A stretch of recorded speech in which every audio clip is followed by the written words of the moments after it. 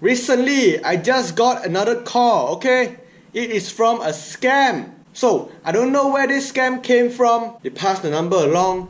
Maybe it's the same syndicate, something like that, I don't know. Yeah, hello?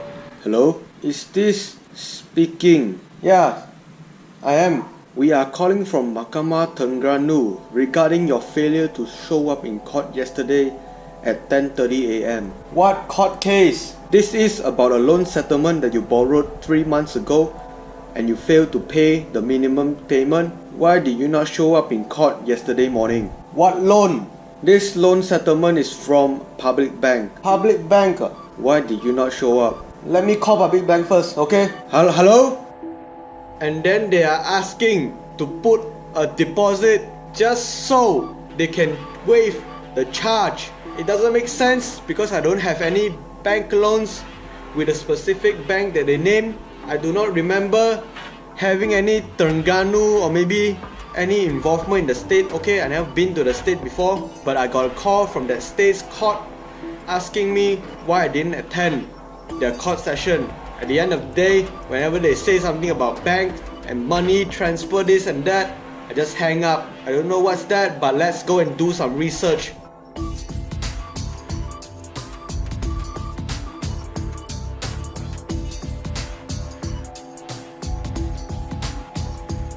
Okay, after doing some research, we found out like in 2018, there is about 23 million ringgit being scammed.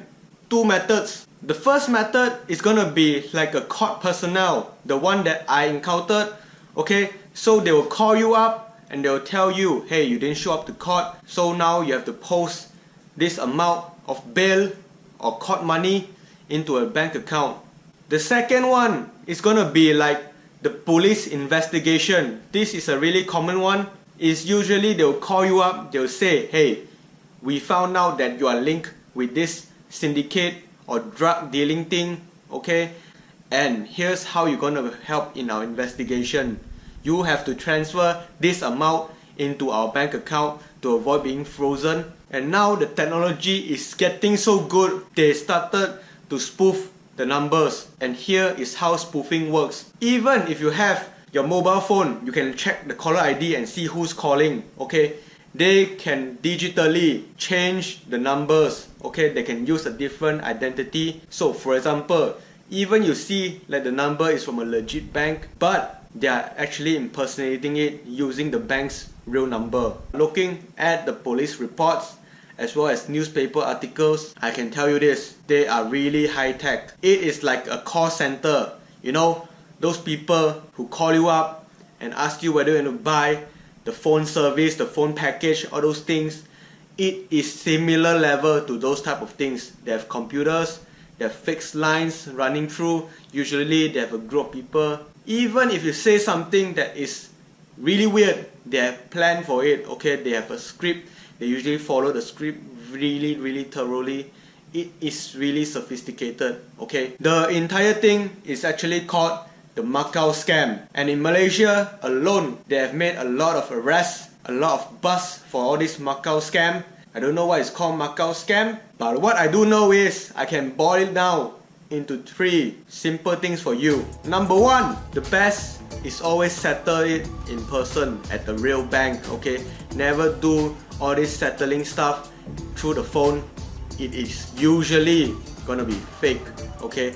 Go to the real bank, ask them to check whether you have a loan or not. The second point, okay, if it's a police or investigation, court case, whatever, it usually has a strict time limit. Here's what I mean about that, okay? The strict time limit, they usually give you around 2 hours just to finish everything, okay? They'll give you a high pressure system and get you to do things really quick. Whenever that happens to you, remember everything is a slow process, especially in Malaysia, okay? Court cases, investigation, it takes a lot of time, maybe 2-3 weeks, sometimes even months, okay? You never trust them if they say you need to do it quickly. The third thing, if you have been reading the newspaper, following up with all this billion-dollar whale, you would know that the police would really show up at your doorstep. The real court, the real police would never, okay, they will never do everything through the phone. They would usually like to come unannounced. They will not ask you to transfer